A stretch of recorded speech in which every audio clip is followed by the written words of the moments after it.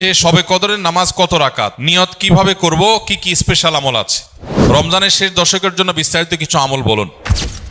সময়ত ভাই সকল, এ মাসে আমাদের সবচেয়ে প্রধান এবং সবচেয়ে মূল যে কাজটি বিশেষ গুরুত্বের সাথে করা উচিত সেটি হলো যথাযথভাবে সিয়াম পালন করা। কারণ এই মাসের প্রধান আমলটাই হলো সিয়াম বা রোজা। আর সিয়াম শব্দের অর্থ বিরত থাকা। অতএব আমাদেরকে এই মাস আল্লাহ রাব্বুল আলামিন সিয়াম পালন করার নির্দেশ দিয়ে মূলত বিরত থাকার অভ্যাস আমাদের গড়ে তুলবার সুযোগ দিয়েছেন। অতএব যথাযথভাবে সিয়াম পালন করার মানে হলো সিয়ামকে তার স্ট্রাকচারাল দিকটাকে খেয়াল করার পাশাপাশি তার ফিনিশিংয়ের দিকটাকেও খেয়াল করতে হবে। সিয়ামের বা রোজার বাহ্যিক স্ট্রাকচারাল দিকটা তো একেবারেই পরিষ্কার। শোবে সাদিক থেকে নিয়ে ফজরের ওয়াক্ত হয় তখন থেকে নিয়ে সূর্যাস্ত পর্যন্ত এই পুরো সময় পানাহার এবং যৌনতা, এটা থেকে বিরত থাকা, এটাই হলো সিয়ামের মূল স্ট্রাকচার। এটা ঠিক রাখার পাশাপাশি আমরা যখন সিয়ামকে অর্থবহ করার জন্য অন্য সব নিষিদ্ধ বিষয়গুলো থেকেও বিরত থাকবো, বেঁচে থাকবো, তখন ইনশাআল্লাহ সিয়াম আমাদের আরও বেশি কার্যকর, আরও বেশি যথাযথ, আরও বেশি আমাদের জন্য জান্নাত লাভের কারণ হবে, জাহান্নাম থেকে মুক্তির কারণ হবে ইনশাআল্লাহ বিইذনিল্লাহ। এই জন্য সিয়াম সাধনা করে এই পুরো মাস জুড়ে সকল প্রকার গুনাহ থেকে বেঁচে থাকা, এটা আমাদের অন্যতম একটা কর্তব্য। নবী করিম সাল্লাল্লাহু আলাইহি সাল্লাম বলেছেন, রুব্বা সাইমিন লাইসা লাহু মিন সিয়ামিহি ইল্লাল জু'। বহু রোজাদার আছে যাদের রোজা ক্ষুধার্ত থাকা ছাড়া আর বিশেষ কোনো কাজে আসে না। আমরা যেন সেই হতভাগা মানুষদের কাতারে সামিল না হই। আল্লাহ রাব্বুল আলামিন আমাদের সবাইকে সেই তৌফিক দান করুন। প্রিয় ভাইরা আমার, এই জন্য মুখ দ্বারা গীবত, মিথ্যা, পরনিন্দা, ঝগড়া, যত রকমের নিষিদ্ধ কর্ম আছে সেগুলো থেকে বিরত থাকা, হাত দিয়ে, পাও দিয়ে, অন্য অঙ্গ প্রত্যঙ্গ দিয়ে সকল প্রকার গুনাহ থেকে বেঁচে থাকা, এটা হবে আমাদের রমাদানের অন্যতম একটা গুরুত্বপূর্ণ পদক্ষেপ। এটা যদি করতে পারি তাহলে রমাদান মাসের সিয়াম পালন সার্থক হবে, সফল হবে ইনশাআল্লাহ বিইذনিল্লাহ। আল্লাহ আমাদের সবাইকে সকল প্রকার গুনাহ থেকে বেঁচে থাকার তৌফিক দান করুন। সিয়ামের উদ্দেশ্য যে তাকওয়া অর্জন করা, সে তাকওয়া হাসিল হওয়ার জন্য, সে তাকওয়া অর্জন হওয়ার জন্য সকল প্রকার গুনাহের পথগুলো বন্ধ করা, এটা অত্যন্ত গুরুত্বপূর্ণ। গুনাহের পথগুলো যদি খোলা থাকে তাহলে এই সিয়াম অর্থবহ হবে না, এই সিয়াম যথাযথ হবে না, এই সিয়াম আমাদের জন্য কার্যকর হবে না। এই জন্য আমরা চেষ্টা করব সর্বোচ্চ সকল গুনাহ থেকে বেঁচে থাকার। রব্বে করিম আমাদের সবাইকে সেই তৌফিক দান করুন। প্রিয় ভাইরা আমার, এই মাস আসার পরও যদি আমরা আমাদের গুনাহগুলো আল্লাহর কাছে মাফ করাতে না পারি, চোখের পানি ফেলে দোয়া করে, কান্নাকাটি করে, সিজদায় গিয়ে একান্তে নিরিবিলি আল্লাহর সাথে যদি এই মাসেও কথা বলতে না পারি, তাহলে জীবনে আর কখনো এই সুযোগ হওয়ার আশা বড় দুরূহ। এর চেয়ে হতভাগা আল্লাহর জমিনে আর কেউ নেই, যে ইসলাম গ্রহণ করার পর মুসলিম হয়েও রমাদানের সুফলটা আদায় করতে পারল না। তার চেয়ে হতভাগা আর কেউ নেই। এই জন্য শুধুমাত্র এই গতানুগতিক সিয়াম আর তারাবি নয়, বরং এর পাশাপাশি আল্লাহর কাছ থেকে গুনাহগুলোকে মাফ করাবার জন্য আমাদের বিশেষ প্রচেষ্টা থাকতে হবে। ইফতারের আগে চোখের পানি ফেলে, কায় মনোবাক্যে দুহাত তুলে, প্রাণ উজাড় করে আল্লাহর কাছে আমরা দোয়া নিবেদন করব। এবং সাহরি খেতে উঠলে ভোর রাতে তখন দোয়ায় মনোনিবেশ করব। চলতে ফিরতে, উঠতে বসতে আল্লাহকে স্মরণ করব। মোবাইলে, সোশ্যাল মিডিয়াতে বিভিন্ন চোখের জেনা, কানের জেনা, বিভিন্ন রকমের যে গুনাহগুলো হয় সেগুলোর পথগুলো সব বন্ধ করব ইনশাআল্লাহ। তবে এই রমাদান আমাদের তাকওয়া হাসিলের কারণ, এই সিয়াম আমাদের তাকওয়া অর্জনের কারণ এবং আমাদের জীবনকে পরিবর্তনের কারণ হবে ইনশাআল্লাহ বিইذনিল্লাহ। আল্লাহ রাব্বুল আলামিন আমাদের সবাইকে এই রমাদানের সর্বোচ্চ সদ্ব্যবহার করার তৌফিক দান করুন। শবে কদরের নামাজ কত রাকাত, নিয়ত কিভাবে করব, কি কি স্পেশাল আমল আছে? লাইলাতুল কদর বা শবে কদর যেটাকে আমরা বলি, এই লাইলাতুল কদরে দাঁড়িয়ে বেশি বেশি নফল নামাজ পড়বো আমরা। দীর্ঘ রুকু, দীর্ঘ সিজদা, দীর্ঘ কেরাতে, ধীরস্থিরতার সাথে, সৌন্দর্যের সাথে।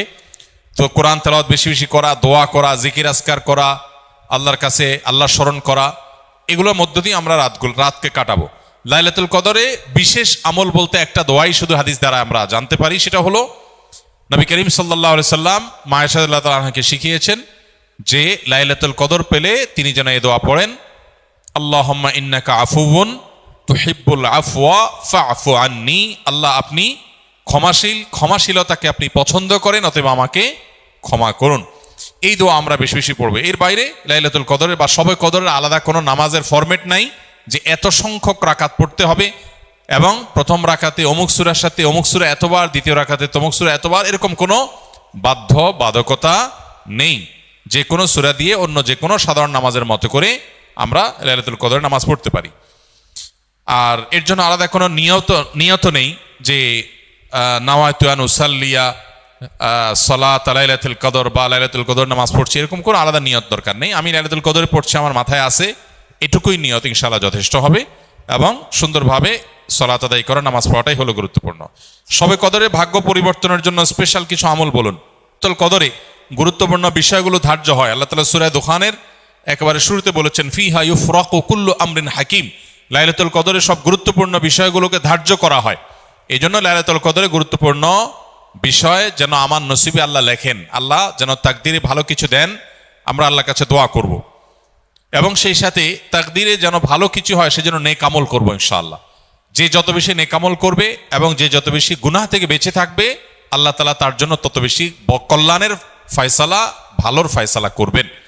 আমরা আল্লাহর কাছে দোয়া করব এবং নেক আমল করব, গুনাহ থেকে বেঁচে থাকবো। বাস এই ত্রিমুখী প্রচেষ্টায় আমাদের নসিবে ভালো কিছু আসবে। এর বাইরে আলাদা কিছু আমল আছে যেগুলো নিয়ে আমাদের স্বতন্ত্র একটা ভিডিও বোধহয় ইউটিউবে আছে, যে ভাগ্য সুপ্রসন্ন হবে যে সমস্ত আমলের ডিটেল সেখানে বলা আছে। যেমন কেউ যদি চায় তার রিজিক বাড়ুক, কেউ যদি চায় তার হায়াত বাড়ুক, তাহলে সে আত্মীয় স্বজনের সাথে সুসম্পর্ক বজায় রাখবে, রক্ত সম্পর্কীয় বন্ধনগুলো মজবুত করবে। কারণ বুখারী বর্ণিত হাদিসে নবী সাল্লাল্লাহু আলাইহি ওয়াসাল্লাম বলেছেন, মান সাল্লাহু আন ইউবসাতা লাহু ফি রিজকিহি আও ইউনসা লাহু ফি আথারিহি ফালিয়াসিল রাহিমা।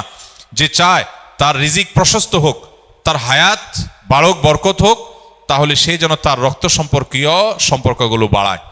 ঠিক তেমনি ভাবে জীবনে বারাকা লাভের যে সমস্ত উপায়গুলো আছে, যে কোনো কাজ বিসমিল্লাহ দিয়ে শুরু করা, কুল্লু আমরিন যি বালিন লাম ইউবদা বিবিসমিল্লাহি ফাহুয়া আবতার আও আকতা আও কামা ওয়ারাদা ফিল হাদিস। কোনো গুরুত্বপূর্ণ কাজ আল্লাহর নাম নিয়ে শুরু করলে সেখানে বরকত হয়। অতএব আমার নসিবে ভালো কিছু হওয়ার জন্য এই আমার হাদিস বর্ণিত আমলগুলোকে আমরা ফলো করতে পারি।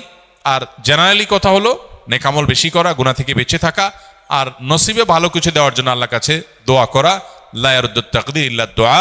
কারণ তাকদীর এটা দোয়া দ্বারায় ক্ষেত্র বিশেষে পরিবর্তন হয়, হাদিস দ্বারা প্রমাণিত। এই জন্য গভীরভাবে আল্লাহর কাছে দোয়া মনোনিবেশ করতে হবে। রমজানের শেষ দশকের জন্য বিস্তারিত কিছু আমল বলুন।